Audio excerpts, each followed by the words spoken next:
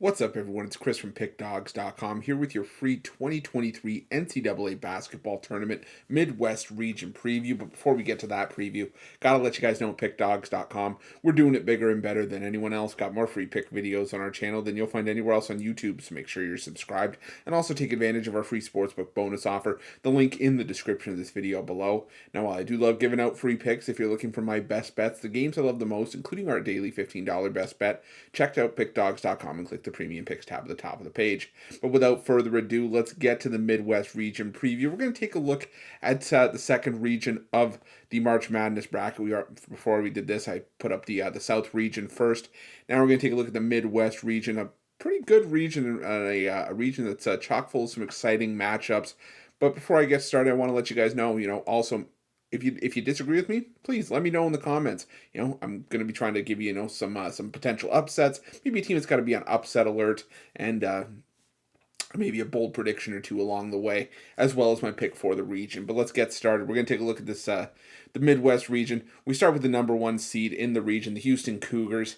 A team that many pegged as the number one overall seed, but still, the AAC champions, the conference tournament runners-up.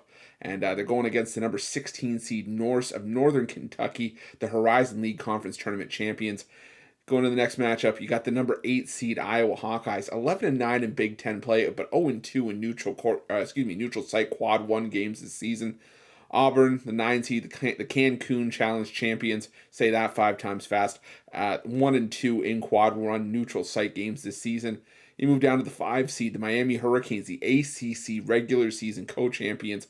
They're taking on the Drake Bulldogs, the number 12 seed, the Paradise Jam champions, and the Missouri Valley Tournament champs. You move to the bottom half of the bottom matchup in the top half of the bracket. You got the Indiana Hoosiers, the 4 seed, 12-8 in Big Ten conference play, going up against Kent State, the 13 seed, led the MAC in overall wins this season and won the MAC conference tournament and the conference's automatic bid. Now we move on to the bottom half of the bracket in the Midwest region, where you got the number 6 seed Iowa State Cyclones taking on the winner of the play-in game between Mississippi State and Pitt. Iowa State, they had neutral site wins over UNC and Villanova, and as well as they swept Baylor in all 3 meetings this season. They had 9 wins over ranked teams. And you move down to the next matchup, you have Xavier, the 3 seed, the 15-5 in Big East play, good for second in the conference. And they're taking on the 14 seed Kennesaw State Owls, the A-Sun Conference Tournament champions. That's a fantastic story, but we will talk about that shortly. 7-10 matchup, 7, Texas A&M Aggies, 25 wins, a fantastic season for Buzz Williams. Taking the Aggies to the next level, and this might be, an Aggies team we have to watch for the next couple of years. They're taking on a Penn State Nittany Lions team that's familiar with the number 10. They were the number 10 seed in the Big Ten tournament, made it all the way to the conference championship game before falling short against Purdue by 2 points on Selection Sunday. So this Penn State team definitely a live dog in a lot of spots. And we round out this region of the bracket with the number 2 seed Texas Longhorns, the Big 12 Conference Tournament champions, against the number 15 seed Colgate Raiders, the Patriot League champions. They had 4 20-win seasons and 4 20-plus win seasons and 4 NCAA tournament appearances in the last 5 seasons. Let's be honest, it probably would have been 5 straight in both if 2020 wasn't canceled. But anyways, we're going to move on. We're going to take a look at maybe some teams that, should potential upsets, or at least teams that should be on upset alert. And I'm going to start with the upset alert for me in this section of the bracket. My upset alert is going to be Xavier against Kennesaw State. Now we mentioned, I said Kennesaw State. This is a fantastic story. I mean, Xavier, they're one of the more well-rounded, maybe more name brand teams, if you will, but they've had to dial back the offense. This was a team that was a fast-paced offense throughout the regular season. They had to play more defensively since losing big man Zach Freemantle for the year. And I mean, like I said, how about the story of Kennesaw State? I mean, they're making their first NCAA tournament appearance after winning just 6 games in Amir Abdul-Rahim's first 2 years in charge. They won 2 conference games in 31 tries in those 2 seasons. Then last season, they improved to 13-18. And then this year, 26-8 with a 15-3 conference record, an A-Sun regular season and conference tournament title. just absolutely crazy. But anyways, this Kennesaw State team can score. They can play solid defense as well. They finished second in the ASUN in defensive efficiency. Now they're going to have their hands full with Xavier, absolutely. But the Owls, they have star guard Chris Youngblood, ASUN all first teamer. He had 14.7 points per game. They had all ASUN second teamer and tournament MVP Terrell Burden. He had 13.5 points per game, 4.2 assists per game, and the ASUN Defensive Player of the Year in Brandon Stroud. Now, would it surprise anyone if Xavier moved on? I don't think so, but all I'm saying is don't be surprised if Kennesaw State makes this interesting or even pulls off the upset. The Owls aren't just happy to be here. But now we're going to move on to what I think are maybe your potential upsets and games that I personally like as upsets. We're going to start with this one. It's going to be one of my probably my bold prediction for this section of the bracket as well. And that's going to be the Drake Bulldogs over the Miami Hurricanes. Before I go into depth in this one, I'll tell you guys what my bold prediction for this one is, and we'll eventually move on and talk about it a little bit. But I like Drake to advance to the Sweet 16. I like this Drake Bulldogs team.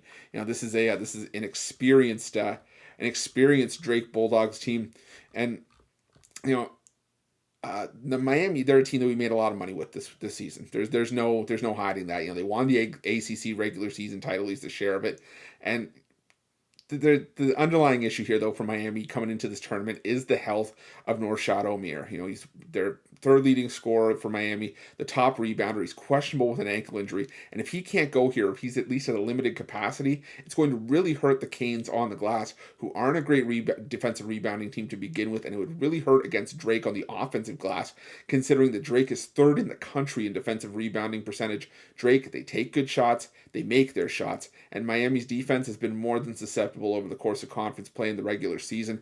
Miami, they're the more efficient offense, but Drake is the far better defensive team in this matchup, and the Bulldogs' edge on the glass, I think it could outweigh Miami's edge on offense here. This Drake team is legit. They're an experienced team. They're top 30 in the country in D1 experience, top 100 in 3-point percentage, 2-point percentage, free throw percentage. They're even top 50 in 3-point percentage and 20th from the free throw line this season. And let's talk about the history. A 12 seed has beaten a 5 in 32 of the last 37 tournaments, including a pair of the 12-5 upsets last year. I think Drake's a strong candidate to pull off the upset here. Now we're going to move on to my next potential upset here, and these 10-7 matchups can be tricky, but I think Penn State's a live dog here as well. I know sometimes, the teams can catch fire, and, momentum in the conference tournaments can be teams you sometimes want to go against, and we talk about that, always on our morning shows, and you hear about it all the time. But as good as Texas A&M has been this season, I think the blueprint is out on how to beat this team. You shoot the three and you shoot it well, which is something that Penn State does. They're shooting 38.5% from three. They're ninth in the country in that regard. They're also top 10 in 3-point shots attempted. Now, Texas A&M, they like to press, they like to force turnovers and also get to the line. And Penn State's style counteracts Texas A&M's strengths. The Nittany Lions, 6th in the country in turnover percentage on offense, top 40 in free throws allowed. And Texas A&M, second worst in the SEC during conference play, allowing 3-point attempts, which was fine considering there were only 4 teams that shot better than 33% in conference in the SEC from behind the arc. I don't think that's going to cut it here. I think the Nittany Lions grab the upset in this one. Now, the next upset we're looking at, and I'm gonna have another one after this. Next one I like because I like Kent State over Indiana. This won't be a popular pick for some. I know we have a lot of Indiana fans that check us out here, but this Kent State team, they're scrappy. They've gone toe to toe with some of the best in the country already. They went on the road and lost by 5 to Houston. They held the Cougars to 49 points in that game. They went on the road to Gonzaga and only lost by 7. They only lost by 2 at fellow tournament team Charleston. The only real flaws I see for Kent State's defense is that they allow teams to get to the line. They hit the offensive glass fairly hard, but those are two things that Indiana isn't necessarily strong at. They're 221st in the country in getting to the free throw line, 207th in free throw percentage, 202nd in offensive rebounding percentage. So while Indiana's going to have the best player on the floor in Trace Jackson Davis, I think the Golden Flashes are more than capable of springing the upset. I think it's a game that comes down to the wire at the very least. And my last one, some people may say, "Oh, you covered all the double-digit seeds," but I think this is a tournament that I looked at this bracket, and I think that this is a tournament where you could see a ton of upsets. And the last one, I'm going to take whoever wins the playing game, Mississippi State or Pitt.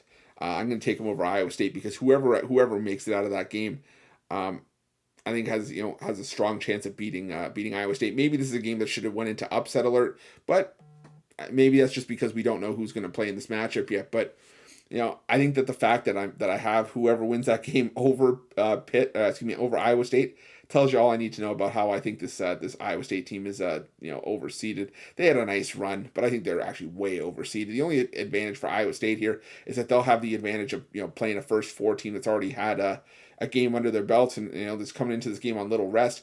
And Iowa State, they have a defense that's top 10 in defensive efficiency. But over the last month, Iowa State had a hard time beating anyone not named Baylor. And last time I checked, to win a basketball game, you have to score more points than the other team. And it's hard to do that when you're putting up totals that Iowa State did over the last month. Maybe I'm a little bit harsh considering the Big 12 was tough this year. But, losing 11 of your last 17 games just doesn't sit well with me.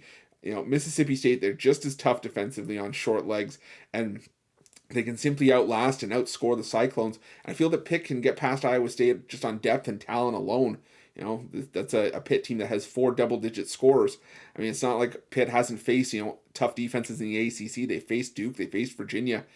Either way, I honestly don't see Iowa State making it out of the first round in this one. So that's probably going to be another team that's on strong upset alert and almost makes the upset list for me. But my pick to win the region, would I like a better price on him? Sure, but my pick is going to be Houston at plus 160. I would love more value on this pick, but, realistically, I think it's just the team with the best path. They're making it out of the 1 versus 6 team matchup most likely. You never want to say it's a lock, but it's, I would say, pretty strong. And even if they can get past Iowa, which will be interesting considering Iowa struggled against tough defenses, but also hung 93 points on a Rutgers defense that's top 5 in terms of defensive efficiency. But that game came at home where they played their best.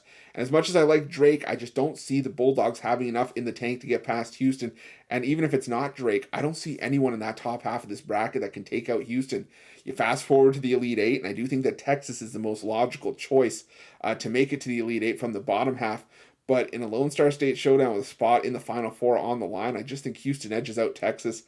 Though I will play devil's advocate here, for just for food for thought. It's a bit concerning that the Cougars have played just 2 games against teams from the top 25, while Texas has played 15. But again, I think that goes to speak to the strength of the Big 12 this season. But that being said, the Cougars have still gone 7-2 in quad 1 games this season. But there you have it. That was your preview for the Midwest region of the 2023 NCAA tournament. What are your thoughts? Who do you think is going to make it to the Final Four? Will they win the national title? What upsets do you like? Leave your picks in the comment section below. And don't forget, you can find all of my best bets, including my top March Madness selections at Pick Dawgz Premium. And while you're at Pick Dawgz, check out our betting tools. They're 100% free. They're a great tool to have when making your best bets for the day's action. And if you haven't already, make sure you're subscribed to our channel. Smash the like button. Hit that thumbs up. Best of luck with all your bets, and let the madness begin.